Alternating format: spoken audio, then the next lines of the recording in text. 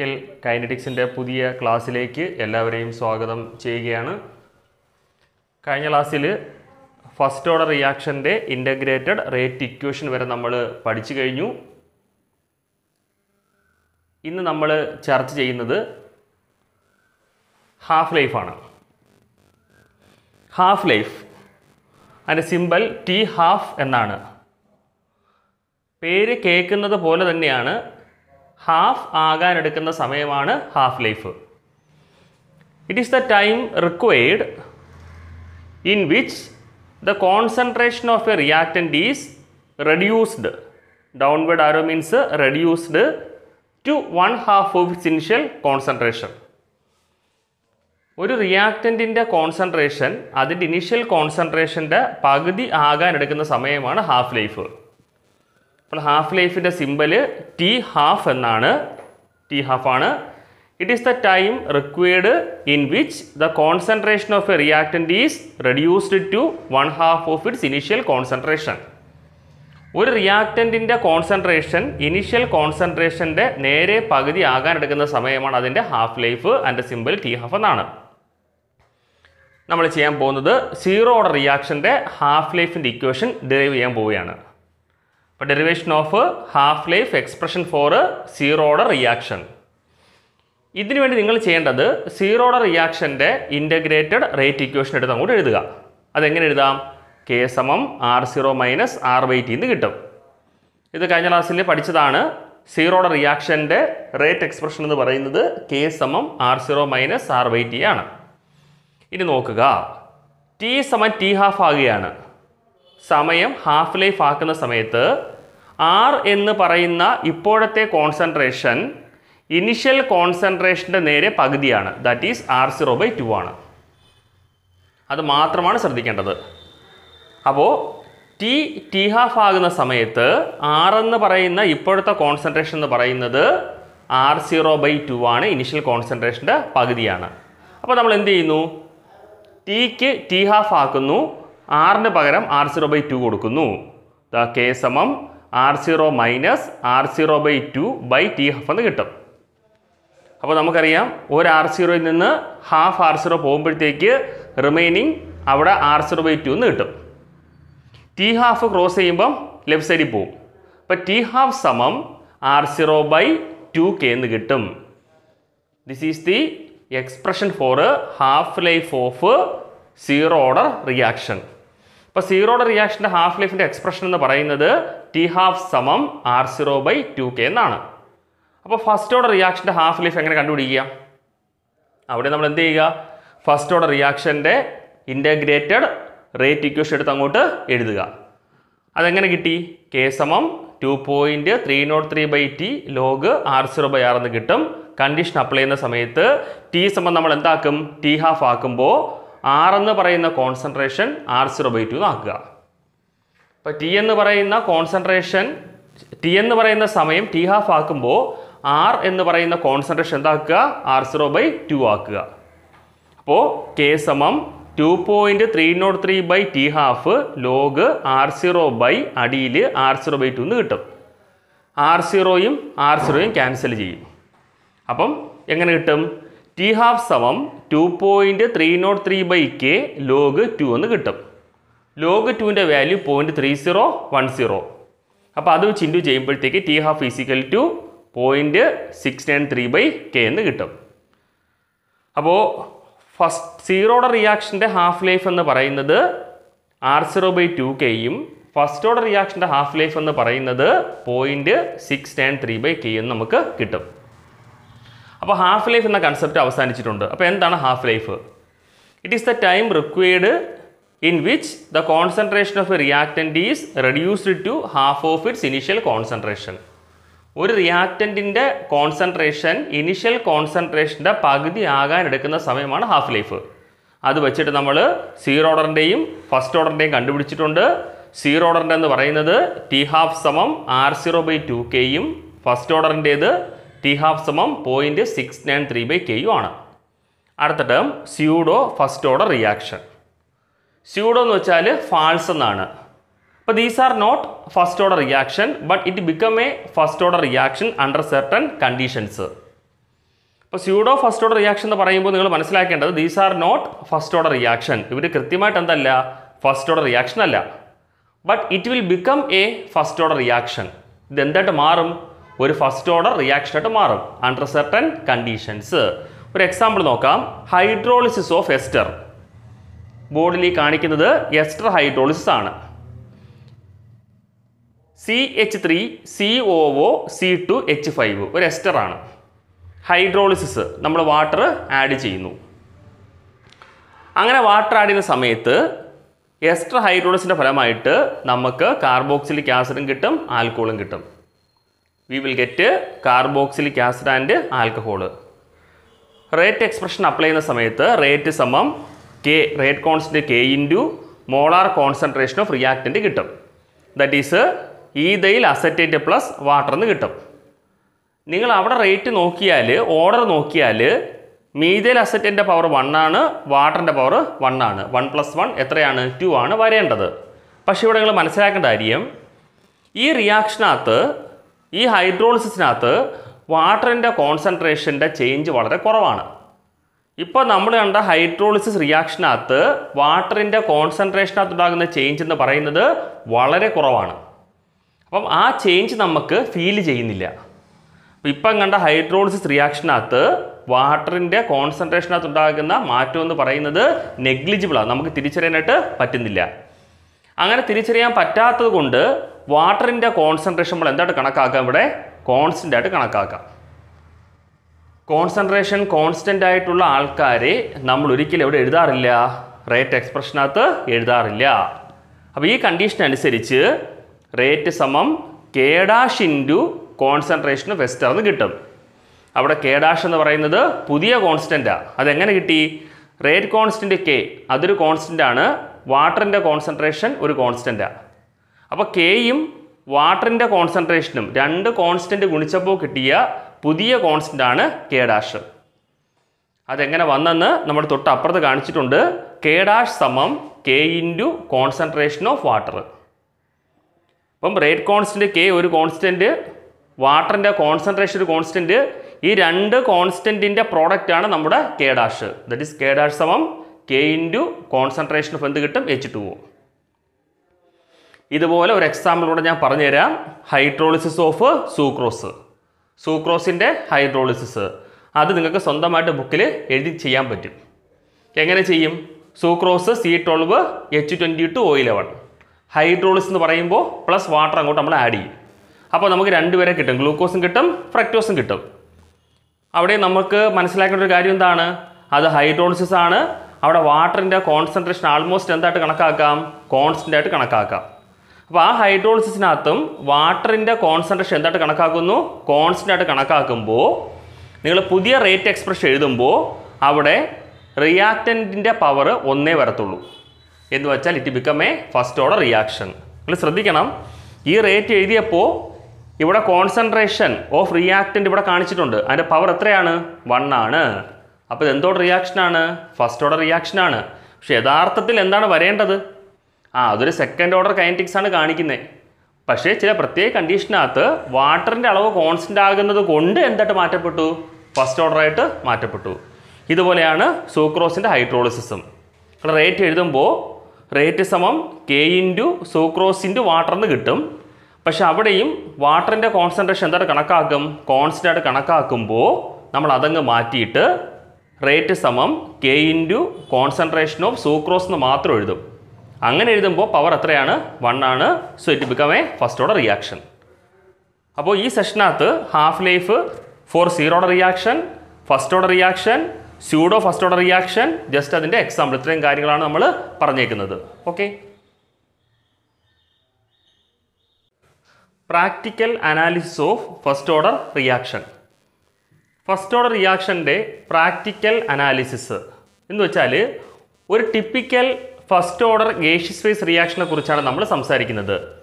A typical first order gaseous phase റിയാക്ഷനാണ് നമ്മൾ ചർച്ച ചെയ്യാൻ പോകുന്നത്. അപ്പോൾ in a typical first order gaseous phase reaction അവിടെ വരുന്ന ആൾക്കാരൊക്കെ ഗ്യാസ് ആയതുകൊണ്ട് തന്നെ അവിടെ പ്രയോറിറ്റി എന്ന് പറയുന്നത് അവരുടെ പ്രഷറിനോ വോളിയത്തിനോ ആയിരിക്കും. കോൺസെൻട്രേഷന് പ്രാധാന്യം കാണത്തില്ല. അപ്പം ഗേഷ്യസ് ഫേസ് റിയാക്ഷൻ എന്ന് പറയുമ്പോൾ അവിടെ റിയാക്റ്റൻസും പ്രോഡക്ട്സും എല്ലാം ഗ്യാസാണ്. അങ്ങനെ വരുമ്പോൾ അവിടെ പ്രയോറിറ്റി എന്ന് പറയുന്നത് കോൺസെൻട്രേഷനോ വോളിയത്തിനോ ആയിരിക്കും. ആർക്ക് പ്രാധാന്യമില്ല? പ്രഷറിനോ വോളിയത്തിനോ ആയിരിക്കും. ആർക്ക് പ്രാധാന്യമില്ല? കോൺസെൻട്രേഷന് പ്രാധാന്യമില്ല. ഒന്നുകൂടെ പറയാം. ഒരു typical first order gaseous phase റിയാക്ഷനകത്ത് പ്രയോറിറ്റി എന്ന് പറയുന്നത് ആൾക്കാരൊക്കെ ഗ്യാസ് ആയതുകൊണ്ട് പ്രഷറിനായിരിക്കും അല്ലെങ്കിൽ വോളിയത്തിനായിരിക്കും. മറിച്ച് ആർക്കല്ല? കോൺസെൻട്രേഷൻ അല്ല. അപ്പോൾ നോക്കുക, A gives B plus C എന്നുള്ള ഒരു typical first order gaseous phase reaction. ആൾക്കാരൊക്കെ ഗ്യാസാണ്.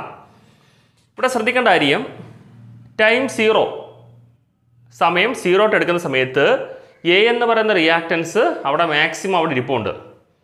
റിയാക്ഷൻ തുടങ്ങുന്ന സമയത്ത് റിയാക്റ്റൻസ് മാക്സിമം ആ സൈഡിൽ ഇങ്ങനെ അക്യൂമുലേറ്റ് ചെയ്തിരിക്കുകയാണ്. അപ്പം അത് ഗ്യാസ് ആയതുകൊണ്ട് അവർ കൊടുക്കുന്ന പ്രഷർ PI എന്ന് നമുക്ക് പറയാം. സമയം 0 ആയതുകൊണ്ട് എ എന്ന് പറയുന്ന റിയാക്റ്റൻ്റ് ഗ്യാസ് കൊടുക്കുന്ന പ്രഷറാണ് PI, that is initial pressure. Time 0 ആയതുകൊണ്ട് അവിടെ പ്രോഡക്ട്സ് ഇല്ല. അതുകൊണ്ട് പ്രോഡക്റ്റ് ഗ്യാസിൻ്റെ പ്രഷർ 0 ആയിട്ട് കണക്കാക്കും. അറ്റ് ടൈം T സമയം കുറേ കഴിഞ്ഞു, T സമയമായി മാറിക്കഴിഞ്ഞു. ആ സമയത്ത് റിയാക്റ്റൻസ് പ്രോഡക്റ്റായിട്ട് മാറുന്നുണ്ട്. അപ്പം നാച്ചുറലി പ്രഷർ കുറഞ്ഞ് അപ്പുറത്തോട്ട് പോകും. റിയാക്റ്റൻസ് പ്രോഡക്റ്റായിട്ട് മാറുമ്പോൾ അതുമായി ബന്ധപ്പെട്ട പ്രഷർ റിയാക്റ്റൻ്റ് സൈഡിൽ കുറയുകയാണ് ചെയ്യുന്നത്. കാര്യം റിയാക്റ്റൻറ്റിൻ്റെ എമൗണ്ട് കുറയുമ്പോൾ ആനുപാതികമായിട്ട് എന്ത് കുറയും? പ്രഷർ കുറയും. അപ്പോൾ ഇനീഷ്യൽ പ്രഷർ PI, കുറയുന്ന പ്രഷർ നമ്മൾ എന്തായിട്ട് കൊടുക്കുന്നു? X. അപ്പോൾ അവിടെ PI മൈനസ് X. ഇവിടെ X പോയാൽ പ്രോഡക്റ്റിനകത്ത് എന്തുണ്ടാകും? X ഉണ്ടാകും. അപ്പോൾ ഇവിടുത്തെ കുറവ് അവിടുത്തെ പ്ലസ് ആണ്. അപ്പം രണ്ട് പ്രോഡക്റ്റ് ഉള്ളത് കൊണ്ട് ഇവിടെ X കിട്ടും, അവിടെ X കിട്ടും. ഇനി applying Dalton's law of partial pressure +1 പഠിച്ചിട്ടുണ്ട്. ഡാൾട്ടൺസ് ലോ അനുസരിച്ച് ടോട്ടൽ പ്രഷർ എന്ന് പറയുന്നത് ഈ സിസ്റ്റത്തിനകത്തുള്ള എല്ലാ ഗ്യാസിൻ്റെയും കൂടെ പ്രഷറിൻ്റെ സമ്മാണ്. ഇപ്പോൾ ഈ സിസ്റ്റത്തിനകത്ത് എക്ക് താഴെ PI മൈനസ് X ആണ് പ്രഷർ, ബിക്ക് താഴെ X, സിക്ക് താഴെ X. അപ്പോൾ എല്ലാം കൂടെ നമ്മൾ ആഡ് ചെയ്യുന്നു. PI minus X plus X plus X ആയിട്ട് നമ്മൾ ആഡ് ചെയ്യുന്നു. അങ്ങനെ ആഡ് ചെയ്യുമ്പോൾ മൈനസ് Xും പ്ലസ് Xും ക്യാൻസൽ ചെയ്തിട്ട് P ടോട്ടൽ സമം PI പ്ലസ് X എന്ന് കിട്ടും. ദെയർഫോർ X സം എന്ത് കിട്ടും? P ടോട്ടൽ മൈനസ് PI എന്ന് കിട്ടും. അപ്പോൾ അവിടെ X സമം എന്ത് കിട്ടി? P ടോട്ടൽ മൈനസ് PI എന്ന് കിട്ടി. ഇത്രയും കാര്യങ്ങൾ ക്ലിയർ അല്ലേ? ഓക്കെ. ഇനി നിങ്ങൾ ചെയ്യേണ്ട കാര്യം, according to integrated rate equation for first order reaction K സമം 2.303/T ലോഗ് R0ക്ക് പകരം ഇനിഷ്യൽ പ്രഷർ PI ബൈ ആറിന് പകരം ഇപ്പോഴത്തെ പ്രഷർ PI മൈനസ് X. വീണ്ടും 2.303/T log PI by PI minus Xന് പകരം നമ്മൾ എന്ത് കൊടുക്കുന്നു? Xൻ്റെ വാല്യൂ ആയ P ടോട്ടൽ മൈനസ് PI കൊടുക്കുന്നു. മൈനസ് കൊണ്ട് ഇൻഡ്യൂ ചെയ്യുമ്പോൾ മൈനസ് PTയും പ്ലസ് PIയും ആകും. PI പുറത്ത് കിടപ്പുണ്ട്, പ്ലസ് PI അകത്ത് കിടപ്പുണ്ട്. ആഡ് ചെയ്യുമ്പോഴത്തേക്ക് 2PI എന്ന് കിട്ടും. അപ്പോൾ K സമം 2.303/T log PI by 2PI minus എന്തെന്ന് കിട്ടും? PT എന്ന് കിട്ടും. അപ്പോൾ ഇതാണ് ഒരു typical first order gaseous phase റിയാക്ഷൻ്റെ ഇൻ്റഗ്രേറ്റഡ് റേറ്റ് ഇക്വേഷൻ. അപ്പോൾ അത്രയും കാര്യങ്ങൾ ക്ലിയർ അല്ലേ?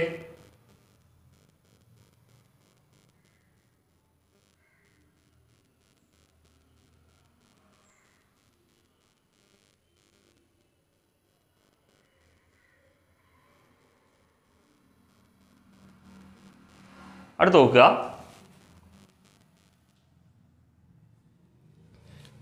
പുതിയ ടേം മോളിക്കുലാരിറ്റി. മോളിക്കുലാരിറ്റി എന്താണെന്ന് ചോദിച്ചാൽ it is the number of reactant species that must collide simultaneously in an elementary reaction to bring about a chemical reaction. Molecularity is the number of reacting species. It may be atoms, molecules or ions that must collide simultaneously. അപ്പം ഒരു chemical റിയാക്ഷനകത്ത് simultaneous ആയിട്ട് ഒന്നിച്ച് ഒരേ സമയം കൂട്ടിയിടിക്കപ്പെടുന്ന reactant species, It may be atoms, molecules or ions. In an elementary reaction, elementary reaction എന്താണെന്ന് കുറച്ച് കഴിയുമ്പോൾ നമ്മൾ പഠിക്കുന്നതായിരിക്കും. To bring about a chemical reaction. അപ്പോൾ ഒരു എലമെൻ്ററി റിയാക്ഷനകത്ത് ഒന്നിച്ചൊരേ സമയം കൂട്ടിയിടിക്കുന്ന റിയാക്റ്റൻ്റ് സ്പീഷീസിൻ്റെ എണ്ണമാണ് അതിൻ്റെ മോളിക്കുലാരിറ്റി. ഇനി ക്ലാസിഫിക്കേഷനാണ്. Number 1 unimolecular reaction. അപ്പോൾ എന്താണ് unimolecular reaction? These are reactions in which only one reactant is involved. ഒരു കെമിക്കൽ റിയാക്ഷനകത്ത് only one reactant മാത്രമേ ഉള്ളൂവെങ്കിൽ it is called unimolecular reaction. Example, ammonium nitrate break ചെയ്ത് നൈട്രജനും വാട്ടർ ഉണ്ടാകുന്ന പ്രവർത്തനം.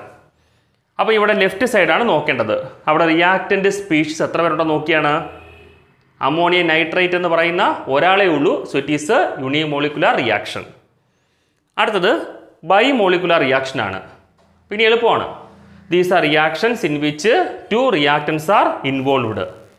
ഈ കെമിക്കൽ റിയാക്ഷനകത്ത് എത്ര പേര് കാണും? 2 റിയാക്റ്റൻ്റ് കാണും.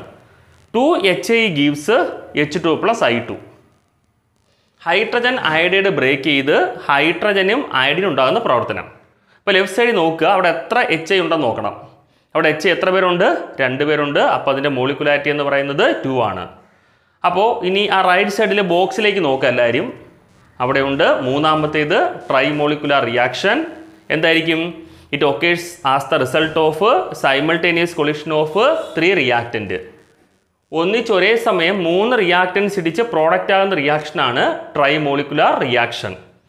An example, 2NO+O2 gives 2NO2. Nitric oxide ഓക്സിജനുമായി ചേർന്നിട്ട് NO2 ആകുന്ന പ്രവർത്തനം. അപ്പോൾ മോളിക്കുലാരിറ്റി കിട്ടാൻ വേണ്ടി ലെഫ്റ്റ് സൈഡിലേക്കാണ് നോക്കേണ്ടത്. ലെഫ്റ്റിൽ നോക്കുമ്പം 2 NOയും 1 O2ഉം കൂടെ ഉണ്ട്. അപ്പോൾ എത്രയാണ് മോളിക്കുലാരിറ്റി? 3 ആണ്. ഇതിൻ്റെ എക്സ്ട്രാ പോയിന്റ് പറഞ്ഞുതരാം. Reactions with molecularity more than 3 are very very rare. നിങ്ങൾ അറിയേണ്ട ഒരു കാര്യം, മോളിക്കുലാരിറ്റി 3ൽ കൂടുതൽ വരുന്ന റിയാക്ഷൻസ് ഇല്ലെന്നല്ല, ഉണ്ട്. പക്ഷേ അത് വളരെ വളരെ റയർ ആണ്. അങ്ങനെ സംഭവിക്കാനുള്ള ചാൻസ് വളരെ കുറവായിരിക്കും.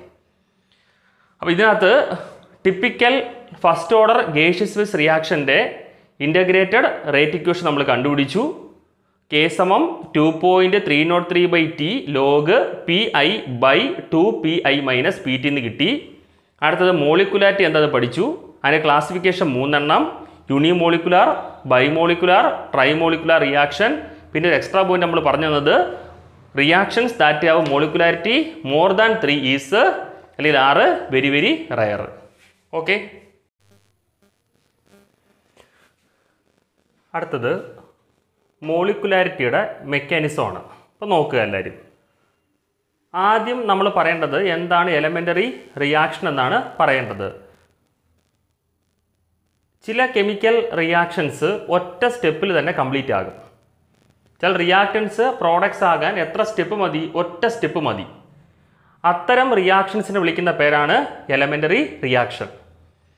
Reactions takes place in 1 step.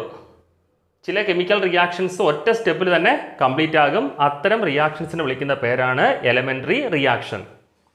അപ്പോൾ അതിൻ്റെ നേരെ ഓപ്പോസിറ്റ്, ചില റിയാക്ഷൻസ് കംപ്ലീറ്റ് ആകണമെങ്കിൽ ഒരുപാട് എലമെൻ്ററി സ്റ്റെപ്സ് അല്ലെങ്കിൽ നടക്കണം. ഒരുപാട് സ്റ്റെപ്പുകൾ ചേർന്നായിരിക്കും പ്രോഡക്ട്സ് നമുക്ക് ലാസ്റ്റ് കിട്ടുന്നത്. അത്തരം റിയാക്ഷൻസിനെ വിളിക്കുന്ന പേരാണ് കോംപ്ലക്സ് റിയാക്ഷൻ. അപ്പോൾ when a sequence of elementary reactions gives us the products, then it is called complex reaction. ഒരുപാട് എലമെൻ്ററി സ്റ്റെപ്പുകളുടെ ഫലമായിട്ട് മാത്രം പ്രോഡക്റ്റ് കിട്ടുകയാണെങ്കിൽ അത്തരം റിയാക്ഷൻസിനെ വിളിക്കുന്ന പേരാണ് കോംപ്ലക്സ് റിയാക്ഷൻ. ഇനി കോംപ്ലക്സ് റിയാക്ഷനകത്തുള്ള ഓരോരോ സ്റ്റെപ്പുകൾ, ആ ഓരോരോ സ്റ്റെപ്പുകളെ വിളിക്കുന്ന പേരാണ് ആ റിയാക്ഷൻ്റെ മെക്കാനിസം. ഇനി ഒരു എക്സാമ്പിൾ നമുക്ക് നോക്കാം. 2NO2 + F2 gives 2NO2F. ഒരു ഗേഷ്യസ് ഫേസ് റിയാക്ഷൻ. ഈ ഗേഷ്യസ് ഫേസ് റിയാക്ഷൻ്റെ റേറ്റ് കണ്ടുപിടിച്ചപ്പോൾ rate = K × concentration of NO2 × concentration of എന്ത് കിട്ടി? F2 എന്ന് കിട്ടി. ഇനി നിങ്ങളുടെ കാര്യം പ്രത്യേകം ശ്രദ്ധിക്കേണ്ടത്, കോംപ്ലക്സ് റിയാക്ഷൻ എന്ന് പറയുമ്പം ഒരുപാട് എലമെൻ്ററി സ്റ്റെപ്പുകൾ ചേർന്നാണ് കോംപ്ലക്സ് റിയാക്ഷൻ കംപ്ലീറ്റ് ആകുന്നത്. ഇപ്പോൾ എലമെൻ്ററി റിയാക്ഷൻ്റെ റേറ്റ് കണ്ടുപിടിക്കാൻ നല്ല എളുപ്പമാണ്. എന്തുകൊണ്ടാണ്? ഒറ്റ സ്റ്റെപ്പിൽ തീരുമ്പം ആ സ്റ്റെപ്പിൻ്റെ റേറ്റ് തന്നെയാണ് ടോട്ടൽ റിയാക്ഷൻ്റെ റേറ്റ്. എന്നാൽ കോംപ്ലക്സ് റിയാക്ഷൻ നടക്കുന്നത് ഒരുപാട് എലമെൻ്ററി റിയാക്ഷൻസ് ചേർന്നാണ് കോംപ്ലക്സ് റിയാക്ഷൻ നടക്കുന്നത്. അപ്പോൾ നിങ്ങളോട് ഞാൻ ചോദിക്കുകയാണ്, ഈ കോംപ്ലക്സ് റിയാക്ഷൻ്റെ റേറ്റ് കണ്ടുപിടിക്കാൻ പറയുന്നു. അപ്പോൾ നിങ്ങൾ ഏത് സ്റ്റെപ്പിൽ നിന്ന് റേറ്റ് കണ്ടുപിടിക്കും? കാര്യം കോംപ്ലക്സ് റിയാക്ഷൻ നടക്കുന്നത് ഒരുപാട് എലമെൻ്ററി സ്റ്റെപ്പുകൾ ചേർന്നിട്ടാണ് നടക്കുന്നത്. അപ്പോൾ നമ്മുടെ ലക്ഷ്യം എന്താണ്? ഓവറാൾ റിയാക്ഷൻ്റെ റേറ്റാണ് കണ്ടുപിടിക്കേണ്ടത്. ഏത് സ്റ്റെപ്പ് നമ്മൾ സെലക്ട് ചെയ്യും? അങ്ങനെ വരുന്ന സന്ദർഭങ്ങളിൽ നിങ്ങൾ ചെയ്യേണ്ടത് ഏറ്റവും സ്ലോവസ്റ്റ് സ്റ്റെപ്പ് കണക്കാക്കണം. ആ സ്ലോവസ്റ്റ് സ്റ്റെപ്പിൻ്റെ റേറ്റ് തന്നെയായിരിക്കും ഓവറാൾ റിയാക്ഷൻ്റെ റേറ്റ്. അപ്പോൾ എപ്പോഴും ഒരു കോംപ്ലക്സ് റിയാക്ഷനകത്ത് slowest step is called rate determining step. അവിടെ എഴുതി വെച്ചിട്ടുണ്ട്. Overall rate of a reaction is controlled by the slowest step. എപ്പോഴും ഒരു കോംപ്ലക്സ് റിയാക്ഷനകത്തുള്ള ഓവറാൾ റിയാക്ഷൻ്റെ റേറ്റിനെ കൺട്രോൾ ചെയ്യുന്നത് സ്ലോവസ്റ്റ് സ്റ്റെപ്പ് ആയിരിക്കും. So it is called rate determining step. ഇനി നമ്മൾ നേരെ റിയാക്ഷനിലേക്ക് വീണ്ടും വരികയാണ്. അവിടെ മെക്കാനിസം നമുക്ക് നോക്കാം. ഫസ്റ്റ് സ്റ്റെപ്പിൽ 2NO2-നകത്തുള്ള NO2 അധികം NO2 ഗിവ്സ് NO പ്ലസ് എന്തായി? NO3 ആയി. അത് സ്ലോ സ്റ്റെപ്പാണ്. അവിടെ ഉണ്ടായ NO3 CO-യുമായി ചേർന്നിട്ട് NO2 പ്ലസ് CO2 കിട്ടി. അത് ഫാസ്റ്റ് റിയാക്ഷനാണ്. അപ്പോൾ ഇവിടെ നമുക്കൊരു സംശയം വരും. ഇവിടെ ടോട്ടൽ റിയാക്ഷൻ എഴുതിയപ്പോൾ നിങ്ങൾ NO3 അവിടെ കാണുന്നില്ല, CO-യും കാണുന്നില്ല. അപ്പോൾ ഒരു കാര്യം മനസ്സിലാക്കുക, ഒരു കോംപ്ലക്സ് റിയാക്ഷനകത്ത് ഒരുപാട് സ്റ്റെപ്പിലൂടെയാണ് റിയാക്ഷൻ കംപ്ലീറ്റ് ആകുന്നത്. ഈ റിയാക്ഷൻ നടക്കുന്ന സമയത്ത് സ്റ്റെബിലിറ്റി ഇല്ലാത്ത കുറച്ച് പ്രോഡക്ട്സ് ഇങ്ങനെ ഉണ്ടാകും. അവർക്ക് സ്റ്റെബിലിറ്റി ഇല്ലാത്തത് കൊണ്ട് തന്നെ ഓവറാൾ റിയാക്ഷൻ എഴുതുമ്പോൾ നമ്മൾ അവർ എന്ത് ചെയ്യത്തില്ല? മെൻഷൻ ചെയ്യത്തില്ല. അത്തരം ആൾക്കാർക്കൊരു പേരുണ്ട്. They are called reaction intermediate. അപ്പോൾ റിയാക്ഷൻ ഇൻ്റർമീഡിയറ്റ് എന്താണെന്ന് ചോദിച്ചു കഴിഞ്ഞാൽ, ഒരു കോംപ്ലക്സ് റിയാക്ഷൻ നടക്കുമ്പോൾ during the course of the reaction several products are formed. Some products don't appear in the overall reaction. ഇപ്പോൾ ഒരു കോംപ്ലക്സ് റിയാക്ഷൻ നടക്കുന്ന സമയത്ത് അതിൻ്റെ വഴിയിൽ ഒരുപാട് പ്രോഡക്ട്സ് ഉണ്ടാകുന്നുണ്ട്. ഇവിടെ സ്റ്റെബിലിറ്റി കുറഞ്ഞ നമുക്ക് വേണ്ടാത്ത കുറച്ച് പ്രോഡക്ട്സ് അവരൊരിക്കലും എവിടെ എഴുതാറില്ല? ഓവറാൾ എക്സ്പ്രഷനകത്ത് നമ്മൾ എഴുതാറില്ല. അത്തരക്കാരെ വിളിക്കുന്ന പേരാണ് റിയാക്ഷൻ ഇൻ്റർമീഡിയറ്റ്. അങ്ങനെയെങ്കിൽ ഇവിടെ NO3 എന്ന് പറയുന്ന ആൾ ഒരു റിയാക്ഷൻ ഇൻ്റർമീഡിയറ്റ് ആണ്. കാര്യം it is produced during the course of the reaction but it is not appear in the overall reaction. So that is called reaction intermediate. Okay, then ഒരു പ്രധാന ചോദ്യം, what are the difference between order and molecularity? പലതവണ എക്സാമിന് ചോദിച്ചിട്ടുള്ള പ്രധാനപ്പെട്ടൊരു ചോദ്യമാണ് difference between order and molecularity. First വ്യത്യാസം ആ ഡെഫിനിഷനാണ്. അപ്പോൾ നിങ്ങൾ ഓർഡറിൻ്റെ ഡെഫിനിഷൻ എഴുതുക, സെക്കൻഡ് കോളത്തിൽ മോളിക്കുലാരിറ്റിയുടെ ഡെഫിനിഷൻ അങ്ങോട്ട് എഴുതുക. അപ്പോൾ എക്സാമിന് 2 കോളങ്ങൾ വരച്ചിട്ട് ഒന്നാമത്തെ കോളത്തിനകത്ത് ഓർഡറിൻ്റെ ഡെഫിനിഷനും സെക്കൻഡ് കോളത്തിനകത്ത് ആദ്യം മോളിക്കുലാരിറ്റിയുടെ ഡെഫിനിഷനും അങ്ങോട്ട് എഴുതുക. അതിന് ഞാൻ പറയേണ്ട കാര്യമില്ല, നിങ്ങൾക്ക് അറിയാം. ഇനി അടുത്തൊരു വ്യത്യാസം, ഓർഡർ എന്ന് പറയുന്നത് ഇൻറ്റിജർ ആകാം, 0 ആകാം, ഫ്രാക്ഷൻസ് ആകാം. ഇപ്പോൾ ഓർഡർ എന്ന് പറയുന്നത് 0, ഫ്രാക്ഷൻസ് അല്ലെങ്കിൽ ഇൻറ്റിജേഴ്സ് എന്ത് വാല്യൂ വരാം. ഇപ്പോൾ order may be integers, fractions, zeros etcetera. അതേസമയം മോളിക്കുലാരിറ്റി എന്ന് പറയുന്നത് it is only an integer. It cannot be 0 or a non integer. Can be എന്നല്ല, കനോട്ട് ബി എന്നാണ്. Molecularity cannot be 0 or a non integer. അപ്പം molecularity ഒരിക്കലും 0യോ non ഇൻറ്റിജറോ വരത്തില്ല. ഇനി മൂന്നാമത്തെ വ്യത്യാസം, order is applicable only for elementary reaction. Order is applicable for elementary as well as complex reaction. Order എന്ന് പറയുന്നത് എലമെൻ്ററി റിയാക്ഷനും കോംപ്ലക്സ് റിയാക്ഷനും ഒരുപോലെ ആപ്ലിക്കബിൾ ആണ്. But molecularity is applicable only for elementary reaction. ആ ഡെഫിനിഷനകത്ത് നമ്മൾ പറഞ്ഞിട്ടുണ്ടായിരുന്നു, it is a number of reactant species that must collide simultaneously in an elementary reaction എന്ന് പറഞ്ഞു. അപ്പോൾ ഓർഡർ എന്ന് പറയുന്നത് എലമെൻ്ററി റിയാക്ഷനും കോംപ്ലക്സ് റിയാക്ഷനും ആപ്ലിക്കബിൾ ആണെങ്കിൽ മോളിക്കുലാരിറ്റി എന്ന് പറയുന്നത് it is only applicable for elementary reaction. നാലാമത്തെ വ്യത്യാസം, ഓർഡർ എന്ന് പറയുന്നത് എക്സ്പെരിമെൻ്റൽ ക്വാണ്ടിറ്റി ആണ്. കാര്യം ഓർഡർ നമ്മൾ കണ്ടുപിടിക്കുന്നത് ഫ്രം റേറ്റ് ഇക്വേഷൻ എന്നാണ് കണ്ടുപിടിക്കുന്നത്. റേറ്റ് ഇക്വേഷൻ നമ്മൾ എഴുതുന്നപ്പോഴാണ് ലാബിൽ ഒരു പ്രാക്ടിക്കൽ നടത്തിയിട്ടാണ് റേറ്റ് എക്സ്പ്രഷൻ നമ്മൾ എഴുതുന്നത്. ആ റേറ്റ് എക്സ്പ്രഷൻ വഴിയാണ് നമുക്ക് എന്ത് കിട്ടുന്നത്? ഓർഡർ കിട്ടുന്നത്. അതുകൊണ്ട് ഉറപ്പിച്ച് പറയാൻ പറ്റും ഓർഡർ എന്ന് പറയുന്നത് ഒരു എക്സ്പെരിമെൻ്റൽ ക്വാണ്ടിറ്റിയാണ്. അതേസമയം മോളിക്കുലാരിറ്റി എന്ന് പറയുന്നത് തിയററ്റിക്കൽ കൺസെപ്റ്റാണ്. കാര്യം ഇന്ന് തന്നെ കുറച്ച് മുന്നേ നമ്മൾ യൂണിയും മോളിക്കുലാറും ബൈ മോളിക്കുലാറും പറഞ്ഞപ്പോൾ എങ്ങനെയാണ് കണ്ടുപിടിച്ചത്? നമ്മൾ റിയാക്ഷൻ ബുക്കിനകത്തോട്ട് എഴുതി പേപ്പറിൽ ബാലൻസ് ചെയ്യും. അങ്ങനെ ബാലൻസ് ചെയ്യുമ്പോൾ അവിടെ എത്ര റിയാക്ടൻ്റ് സ്പീഷീസ് വരുന്നെന്ന് എണ്ണി നോക്കും. അപ്പോൾ എണ്ണി നോക്കി കണ്ടുപിടിക്കുന്നതാണ് മോളിക്കുലാരിറ്റി. അപ്പോൾ അതെന്ത് കൺസെപ്റ്റാണ്? തിയററ്റിക്കൽ കൺസെപ്റ്റാണ്. ഇനി അടുത്തൊരു പോയിന്റ്, ഒരു കോംപ്ലക്സ് റിയാക്ഷൻ്റെ ഓർഡർ കാൽക്കുലേറ്റ് ചെയ്യുന്നത് ഫ്രം ദി സ്ലോവസ്റ്റ് സ്റ്റെപ്പിൽ നിന്നായിരിക്കും. അപ്പോൾ ഒരു കോംപ്ലക്സ് റിയാക്ഷൻ്റെ ഓവറാൾ ഓർഡർ കണ്ടുപിടിക്കുന്നത് ഫ്രം ദി സ്ലോവസ്റ്റ് സ്റ്റെപ്പിൽ നിന്ന്. എന്തുകൊണ്ടാണ്?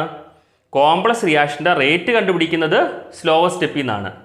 എപ്പോഴും റേറ്റ് ലോയിൽ നിന്നാണ് നമ്മൾ എന്ത് കണ്ടുപിടിക്കുന്നത്? ഓർഡർ കണ്ടുപിടിക്കുന്നത്. അതുകൊണ്ട് തന്നെ കോംപ്ലക്സ് റിയാക്ഷൻ്റെ ഓർഡർ കണ്ടുപിടിക്കുന്നത് ഫ്രം ദി സ്ലോവസ്റ്റ് സ്റ്റെപ്പിൽ നിന്നാണ് കണ്ടുപിടിക്കുന്നത്. അപ്പം molecularity of the slowest step എന്ന് പറയുന്നതും എന്തിന് ഈക്വലായിരിക്കും? ഓർഡറിന് ഈക്വലായിരിക്കും. സ്ലോവസ്റ്റ് സ്റ്റെപ്പിൻ്റെ ആ സമയത്തെ മോളിക്കുലാരിറ്റി എന്ന് പറയുന്നത് it will be always equal to നേരത്തെ പറഞ്ഞ ഓർഡർ ഓഫ് ദാറ്റ് റിയാക്ഷൻ. അപ്പോൾ ഈ സെഷനകത്ത് മോളിക്കുലാരിറ്റിയുടെ മെക്കാനിസമാണ് പറഞ്ഞു തുടങ്ങിയത്. ചില കെമിക്കൽ റിയാക്ഷൻസ് ഒറ്റ സ്റ്റെപ്പിൽ തീരും, ചില ഒറ്റ സ്റ്റെപ്പിൽ റിയാക്ടൻസ് പ്രോഡക്റ്റ് ആകും. അത്തരം റിയാക്ഷൻസിന് വിളിക്കുന്ന പേരാണ് എലമെൻ്ററി റിയാക്ഷൻ. ഇനി ചില കെമിക്കൽ റിയാക്ഷനകത്ത് ഒരുപാട് എലമെൻ്ററി സ്റ്റെപ്പുകൾ ചേർന്ന് എന്ത് കിട്ടും? പ്രോഡക്ട്സ് കിട്ടും. അത്തരം റിയാക്ഷൻസിന് വിളിക്കുന്ന പേരാണ് കോംപ്ലക്സ് റിയാക്ഷൻ. ഇനി ഒരു കോംപ്ലക്സ് റിയാക്ഷനകത്ത് നടക്കുന്ന സ്റ്റെപ്പുകൾ അതിൻ്റെ മെക്കാനിസത്തെ കാണിക്കും. പിന്നെ ഒരു എക്സാമ്പിൾ വെച്ച് നമ്മൾ കാര്യങ്ങൾ പറഞ്ഞു തന്നിട്ടുണ്ട്. അതിന് മുന്നേ പഠിക്കേണ്ട ഒരു ടേം ഉണ്ട്, റേറ്റ് ഡിറ്റർമിനിങ് സ്റ്റെപ്പ്. അപ്പോൾ ഒരു കോംപ്ലക്സ് റിയാക്ഷനകത്ത് ഒരുപാട് സ്റ്റെപ്പുകളിലൂടെയാണ് നമുക്ക് പ്രൊഡക്റ്റ് കിട്ടുന്നത്. അപ്പോൾ നിങ്ങളോട് ഞാൻ ചോദിക്കുന്നു, ആ ഓവറാൾ റിയാക്ഷൻ്റെ റേറ്റ് എങ്ങനെ കിട്ടുമെന്ന് ചോദിച്ചാൽ ആ നടന്ന എലമെൻ്ററി സ്റ്റെപ്പുകളിൽ ഏറ്റവും സ്ലോവസ്റ്റ് സ്റ്റെപ്പ് എടുക്കുക, ആ സ്ലോവസ്റ്റ് സ്റ്റെപ്പിൻ്റെ ഓർഡർ കണ്ടുപിടിക്കുക, റേറ്റ് കണ്ടുപിടിക്കുക. It will be the overall rate of that reaction. ഇനി ചില കെമിക്കൽ റിയാക്ഷൻസ് കോംപ്ലക്സ് റിയാക്ഷനകത്ത് ആ റിയാക്ഷൻ നടക്കുന്ന സമയത്ത് during the course of the reaction some products are produced but they do not appear in overall reaction. റിയാക്ഷൻ്റെ ഇടയ്ക്ക് ഉണ്ടാകുന്നതും overall റിയാക്ഷനത് വരാത്തതുമായിട്ടുള്ള ആൾക്കാർ, they are called reaction intermediate. Then what are the difference between order and molecularity? രണ്ട് കോളങ്ങൾ വരയ്ക്കുക. ഓർഡറിന് ഡെഫിനിഷൻ, മോളിക്കുലാരിറ്റിക്കകത്ത് ഡെഫിനിഷൻ. ഇനി ഓർഡർ എന്ന് പറയുന്നത് 0 ആകാം, ഫ്രാക്ഷൻസ് ആകാം, ഇൻറ്റിജർ ഏത് വാല്യൂ ആകാം. മോളിക്കുലാരിറ്റി എന്ന് പറയുന്നത് എന്ത് വാല്യൂ വരത്തുള്ളൂ? ഇൻറ്റിജർ മാത്രമേ വരത്തുള്ളൂ. ഇനി order is applicable for elementary as well as complex reaction. Order എന്ന് പറയുന്നത് എലമെൻ്ററിക്കും കോംപ്ലക്സിനും ഒരുപോലെ ആപ്ലിക്കബിളാണ്. But molecularity has applicability for only in elementary reaction. മോളിക്കുലാരിറ്റിക്ക് ആപ്ലിക്കബിലിറ്റി എന്ന് പറയുന്നത് എവിടെ മാത്രമേ ഉള്ളൂ? എലമെൻ്ററി റിയാക്ഷനകത്ത് മാത്രമേ ഉള്ളൂ. അടുത്ത പോയിന്റ്, ഓർഡർ എന്ന് പറയുന്നത് കണ്ടുപിടിക്കുന്നത് റേറ്റ് ലോയിൽ നിന്നാണ്. ഈ റേറ്റ് ലോ കിട്ടുന്നത് എങ്ങനെയാണ്? Through the experiment. അപ്പോൾ നമുക്ക് പറയാം ഓർഡർ എന്ന് പറയുന്നത് എക്സ്പെരിമെൻ്റൽ ക്വാണ്ടിറ്റി, മോളിക്കുലാരിറ്റി എന്ന് പറയുന്നത് പേപ്പറിൽ എഴുതി കൂട്ടിയാണ് കണ്ടുപിടിക്കുന്നത്. So it is theoretical concept. ഇനി ഒരു കോംപ്ലക്സ് റിയാക്ഷൻ്റെ ഓവറാൾ ഓർഡർ എന്ന് പറയുന്നത് അവിടുത്തെ സ്ലോവസ്റ്റ് സ്റ്റെപ്പിൻ്റെ ഓർഡർ തന്നെയായിരിക്കും. Molecularity of the slowest step, നിങ്ങൾ ആ സ്ലോവസ്റ്റ് സ്റ്റെപ്പിനെ എലമെൻ്ററി ആക്കി കൺസിഡർ ചെയ്തിട്ട്, സ്ലോവസ്റ്റ് സ്റ്റെപ്പ് ഒരു സ്റ്റെപ്പാണല്ലോ, ആ ഒരൊറ്റ സ്റ്റെപ്പിന് എന്താണ് കണക്കാക്കുന്നു? എലമെൻ്ററി റിയാക്ഷനായിട്ട് കണക്കാക്കിയിട്ട് അതിനകത്തുള്ള ഓർഡർ കണ്ടുപിടിക്കുമ്പോൾ, മോളിക്കുലാരിറ്റി കണ്ടുപിടിക്കുമ്പോൾ ആ മോളിക്കുലാരിറ്റി എന്ന് പറയുന്നത് നേരത്തെ നമ്മൾ പറഞ്ഞ ഓർഡറിന് എന്തായിരിക്കും? ഈക്വൽ ആയിരിക്കും. അങ്ങനെയെങ്കിൽ നമ്മൾ ഈ മെക്കാനിസം എഴുതിയ സമയത്ത് ഇവിടെ സ്ലോ സ്റ്റെപ്പുണ്ട്, ഫാസ്റ്റ് സ്റ്റെപ്പുണ്ട്. ഇതിൻ്റെ മോളിക്കുലാരിറ്റി നമ്മൾ കണ്ടുപിടിക്കുകയാണ്.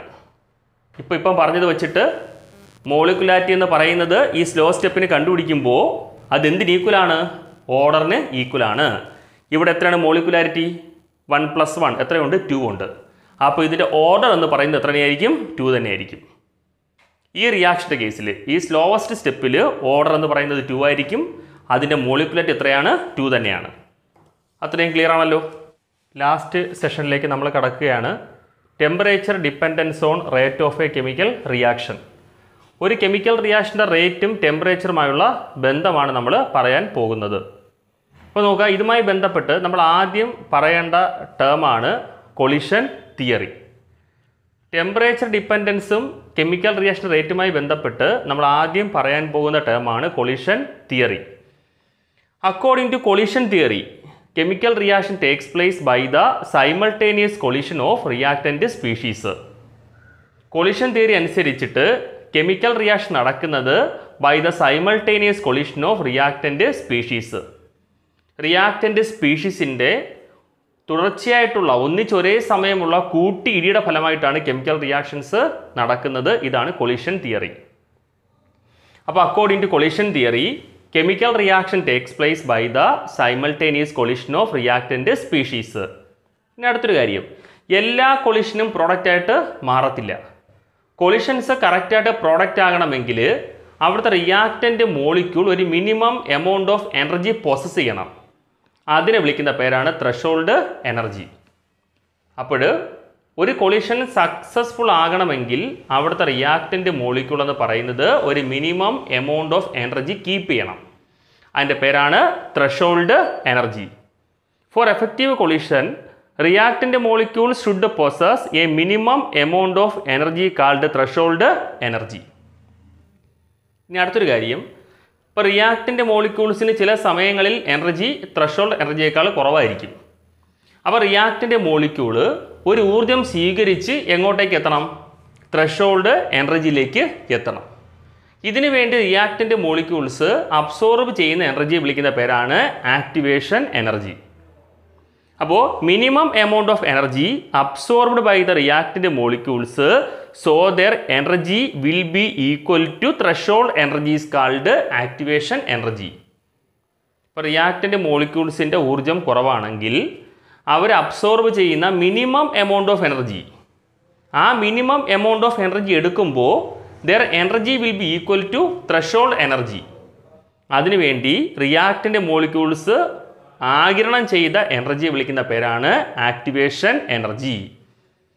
എന്ന് വെച്ചാൽ ത്രെഷോൾഡ് എനർജി എന്ന് പറയുന്നത് activation energy plus energy possessed by the reactant molecules. Reactant മോളിക്യൂൾസിൻ്റെ എനർജിയുടെ കൂടെ ആക്ടിവേഷൻ എനർജിയും കൂടെ ചേർത്താൽ ഇറ്റ് ബിക്കംസ് ത്രെഷോൾഡ് എനർജി. ഒരു പ്രധാന കാര്യം, lesser the activation energy faster is the reaction. Activation energy കുറയുന്നതനുസരിച്ച് റിയാക്ഷൻ്റെ വേഗത കൂടും. അപ്പോൾ lesser the activation energy faster is the reaction. അപ്പോൾ ഒരു കെമിക്കൽ റിയാക്ഷൻ്റെ ആക്ടിവേഷൻ എനർജി കുറയുന്നതനുസരിച്ച് റിയാക്ഷൻ്റെ വേഗത കൂടുകയാണ് ചെയ്യുന്നത്. ഇപ്പോൾ ടെമ്പറേച്ചർ ഡിപ്പെൻഡൻസ് പഠിക്കുന്നതിന് മുന്നേ നമ്മൾ ആദ്യം ചർച്ച ചെയ്ത ടേമാണ് കൊളിഷൻ തിയറി. കൊളിഷൻ തിയറി അനുസരിച്ച് chemical reactions takes place by the simultaneous collision of reactant molecules. Reactant മോളിക്യൂൾസിൻ്റെ തുടർച്ചയായിട്ടുള്ള കൂട്ടിയിടികളുടെ ഫലമായിട്ടാണ് കെമിക്കൽ റിയാക്ഷൻ നടക്കുന്നത് എന്നാണ് കൊളിഷൻ തിയറി പറയുന്നത്. പിന്നെ പറഞ്ഞ കാര്യം, ഫോർ എഫക്റ്റീവ് കൊളിഷൻ, കൊളിഷൻ ഫലപ്രദമാകണമെങ്കിൽ reactant molecule should possess a minimum amount of energy called threshold energy. ഈ കൊളിഷൻസ് വിജയകരമായി പൂർത്തിയാകണമെങ്കിൽ, പ്രോഡക്റ്റ് ആകണമെങ്കിൽ reactant should possess a minimum amount of energy called threshold energy. ഇനി ചില സമയത്ത് റിയാക്റ്റൻസ് മോളിക്യൂൾസിൻ്റെ എനർജി കുറവായിരിക്കും. അപ്പോൾ ഇതിനെന്തിന് ഈക്വലാക്കണം? ത്രെഷോൾഡ് എനർജി ഈക്വലാക്കാൻ വേണ്ടിയിട്ട് റിയാക്റ്റൻ്റ് മോളിക്യൂൾസ് അബ്സോർബ് ചെയ്യുന്ന മിനിമം എമൗണ്ട് ഓഫ് എനർജിയാണ് ആക്ടിവേഷൻ എനർജി. അപ്പോൾ it is the minimum amount of energy absorbed by the reactant molecules, so their energy will be equal to threshold energy. ഒരു റിയാക്റ്റൻറ്റിൻ്റെ ഇപ്പോഴത്തെ energy threshold എനർജിക്ക് equal ആക്കാൻ വേണ്ടിയിട്ട് reactant molecules absorb ചെയ്യുന്ന minimum energy വിളിക്കുന്ന പേരാണ് activation energy. That is threshold energy is the sum of activation energy plus energy possessed by the reactant molecules. പിന്നെ നമ്മൾ പറഞ്ഞൊരു point, lesser the activation energy faster is the reaction. Activation energy കുറയുന്നതനുസരിച്ച് റിയാക്ഷൻ്റെ വേഗത എന്ത് ചെയ്യുന്നു? കൂടുന്നു. ഇനി അടുത്തൊരു കാര്യം, ഒരു കെമിക്കൽ റിയാക്ഷനകത്ത് റിയാക്റ്റൻസ് പ്രോഡക്റ്റ് ആകണമെങ്കിൽ ആദ്യം റിയാക്റ്റൻസ് ഒരു എനർജി ബാരിയർ ചാടിക്കടക്കണം. അതുമായി ബന്ധപ്പെട്ട ഗ്രാഫ് നമ്മൾ അടുത്ത ക്ലാസ്സിൽ പറയുന്നതായിരിക്കും. തൽക്കാലം ഇത് പഠിക്കുക. ഒരു കെമിക്കൽ റിയാക്ഷനകത്ത് റിയാക്റ്റൻസ് പ്രോഡക്റ്റ് ആകണമെങ്കിൽ റിയാക്റ്റൻസ് ആദ്യം എന്ത് ചെയ്യണം? ഒരു എനർജി ബാരിയർ ചാടിക്കടക്കണം. ആ എനർജി ബാരിയർ നമ്മൾ വിളിക്കുന്ന പേരാണ് റിയാക്ഷൻ ഇൻ്റർമീഡിയറ്റ് അല്ലെങ്കിൽ ആക്ടിവേറ്റഡ് കോംപ്ലക്സ്. അപ്പം ഊർജം കൂടിയ ആ ഇൻ്റർമീഡിയറ്റുകൾ, എനർജി ബാരിയർ, അതിനെ വിളിക്കുന്ന പേരാണ് ആക്ടിവേറ്റഡ് കോംപ്ലക്സ്. ഈ ആക്ടിവേറ്റഡ് കോംപ്ലക്സിന് എനർജി കൂടുതലും സ്റ്റെബിലിറ്റി കുറവുമാണ്. ആക്ടിവേറ്റഡ് കോംപ്ലക്സിന് എനർജി കൂടുതലാണ്, സ്റ്റെബിലിറ്റി കുറവാണ്. ആസ് എ റിസൾട്ട് ഈ ആക്ടിവേറ്റഡ് കോംപ്ലക്സ് പെട്ടെന്ന് ഡീകമ്പോസ് ചെയ്തിട്ട് എന്തായിട്ട് മാറും? പ്രോഡക്ട്സ് ആയിട്ട് മാറും. അപ്പം which immediately dissociate and converts into products. അപ്പോൾ ആക്ടിവേറ്റഡ് കോംപ്ലക്സിന് ഊർജ്ജം കൂടുതലായതുകൊണ്ട് അവർ പെട്ടെന്ന് തന്നെ ഡിസോസിയേറ്റ് ചെയ്തിട്ട് എന്തായിട്ട് മാറും? പ്രോഡക്ട്സ് ആയിട്ട് മാറും. ഒരു എക്സാമ്പിൾ നോക്കാം. H2 + I2 gives 2HI. അവിടെ I2 ആണ്. H2 എന്ന് പറയുമ്പോൾ H single bond H, I2 എന്ന് പറയുമ്പോൾ I സിംഗിൾ ബോണ്ട് I ആണ്. അവിടെ H ആണ് കിടക്കുന്നത്, I ആണ്. I single bond I. അപ്പോൾ നമ്മൾ പറഞ്ഞു ആദ്യം ഇവർ എന്താകണം? റിയാക്ഷൻ ഇൻ്റർമീഡിയറ്റ് അല്ലെങ്കിൽ ആക്ടിവേറ്റഡ് കോംപ്ലക്സ് ആയിട്ട് മാറണം. അവിടെ ഡോട്ടർ ലൈനിട്ട് ഞാൻ വരച്ചേക്കുന്നതാണ് റിയാക്ഷൻ ഇൻ്റർമീഡിയറ്റ്. അവിടെ Hഉം Iയുമായിട്ട് പുതിയൊരു ബോണ്ട് ക്രിയേറ്റ് ചെയ്യാണ്. അത് ഡോട്ടർ ലൈനായിട്ട് നമ്മൾ കാണിച്ചിട്ടുണ്ട്. ആ പുതിയ ബോണ്ട് ഉണ്ടാകുമ്പോൾ പഴയ സോളിഡ് ബോണ്ട് ബ്രേക്ക് ചെയ്യാൻ തുടങ്ങും. അപ്പോൾ അത് ഡോട്ടായിട്ട് കാണിക്കും. താഴത്തെ Hഉം താഴത്തെ Iയുമായിട്ടും പുതിയൊരു ബോണ്ട് ക്രിയേറ്റ് ചെയ്യാൻ തുടങ്ങും. അത് ഡോട്ടർ ലൈൻ. മുകളിലത്തെ Iയും താഴത്തെ Iയുമായിട്ടും പുതിയൊരു ബോണ്ട് സ്റ്റാർട്ട് ചെയ്യും. അതും ഡോട്ടർ ലൈൻ. അപ്പോൾ ഡോട്ടർ ലൈൻ എന്ന് പറയുന്നത് അൺസ്റ്റേബിൾ ബോണ്ടാണ്. ചിലത് ഫോർമേഷനെ കാണിക്കും, ചിലത് ബ്രേക്കിങ്ങിനെ കാണിക്കും. കുറച്ചുകൂടെ കഴിയുമ്പം നമ്മൾ പറഞ്ഞു ഈ ഡോട്ടിട്ട് വരച്ച സാധനമാണ് എന്ത് കോംപ്ലക്സ്? Activated complex. അപ്പോൾ കുറച്ചുകൂടെ കഴിയുമ്പോൾ അത് ബ്രേക്ക് ചെയ്തിട്ട് HI + HI കിട്ടും. That is 2HI. അപ്പോൾ റിയാക്റ്റൻസ് നടുക്കിടക്കുന്നത് ആക്ടിവേറ്റഡ് കോംപ്ലക്സ്, അത് ബ്രേക്ക് ചെയ്തപ്പോൾ HI + HI നമുക്ക് എന്ത് കിട്ടി? 2HI കിട്ടി. അപ്പോൾ ഒരു ഗ്രാഫും കാര്യങ്ങളും കൂടെ നമുക്ക് അടുത്ത ക്ലാസ്സിൽ നോക്കാം. Okay, thank you.